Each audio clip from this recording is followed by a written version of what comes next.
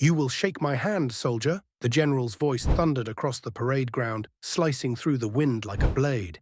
Instantly, all movement on the field stopped. The soldiers froze, the flags stilled, and dozens of heads turned toward the confrontation no one expected to see. A four-star general, face taut with disbelief, standing with his hand extended to a lone tomb guard who stood motionless before him. The guard didn't speak, didn't flinch, didn't even glance at the hand. His gaze remained forward, posture flawless, rifle at his side. That hand, filled with medals and decades of rank, hung there awkwardly, until slowly it dropped. And with it fell the temperature of the entire field. "Son," the general said again, this time quieter, "explain yourself." But still the guard didn't move. And he wasn't supposed to. Whispers rippled through the ranks. "Did he just ignore a general?" someone murmured. Phones started recording, even the junior officers shifted uncomfortably. A younger soldier might have panicked, but not this one. He remained like granite, bound to a deeper code. That's when a senior aide stepped forward and urgently whispered something into the general's ear. The general froze, blinked, then looked back at the soldier, his anger quickly fading into something else. Realization, and then respect. What the general had just encountered wasn't disrespect. It was discipline. It wasn't arrogance. It was sacred duty. And the young guard who had just made headlines wasn't a rebel. His name was Private First Class Aaron Hale, a silent sentinel of the tomb of the unknown soldier.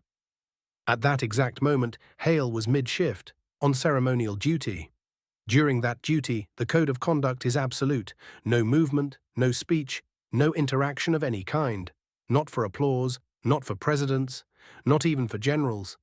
But what most people didn't know, as the video of that moment rocketed across the internet, was the personal story behind the stoic expression and perfect posture. Aaron Hale wasn't just disciplined. He was forged by purpose.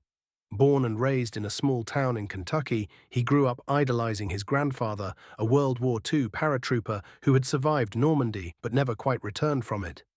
Hale remembered his grandfather saying one sentence again and again, "You honor the fallen by how you stand when no one's watching."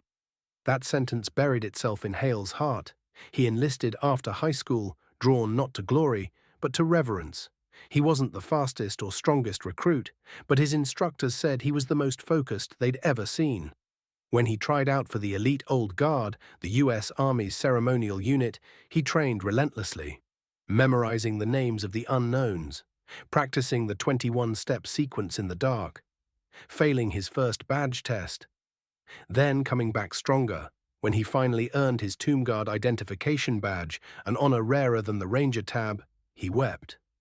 Not from pride, but from knowing he now stood for every name that never made it home, for every son lost to time, for the brothers and sisters buried without recognition. So when a general's hand came into his line of vision during a public army review, Hale didn't see a greeting. He saw a test.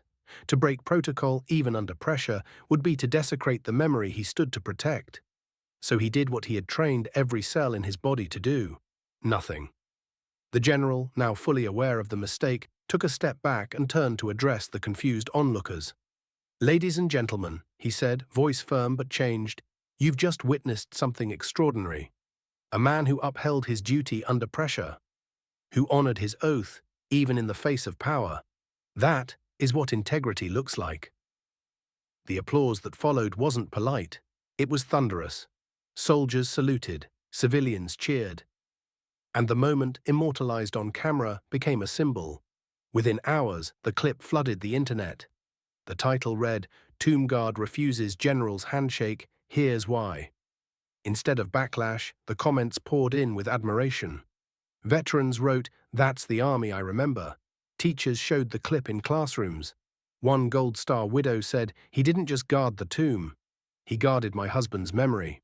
And still, Hale said nothing. When a reporter approached him days later, he simply replied, "I was doing my duty." But quietly, something arrived in his mail. A letter, no return address. Just the words, handwritten in blue ink. "In a world full of men who bow to rank, thank you for standing tall for the nameless. A grateful mother." Hale folded the letter, tucked it into his breast pocket, and prepared for his next shift at the tomb. No press tour, no medals. Just another 21 steps, another 21 seconds of silence, over and over, until his relief arrived. Because for Hale, glory wasn't the goal. Honor was. Before we end this story, let us know in the comment where are you watching from. So if this story touched you, subscribe to the channel, hit that like button, and drop a karma in the comments below. Let's make sure the world remembers not just the names we lost, but the silence that guards them.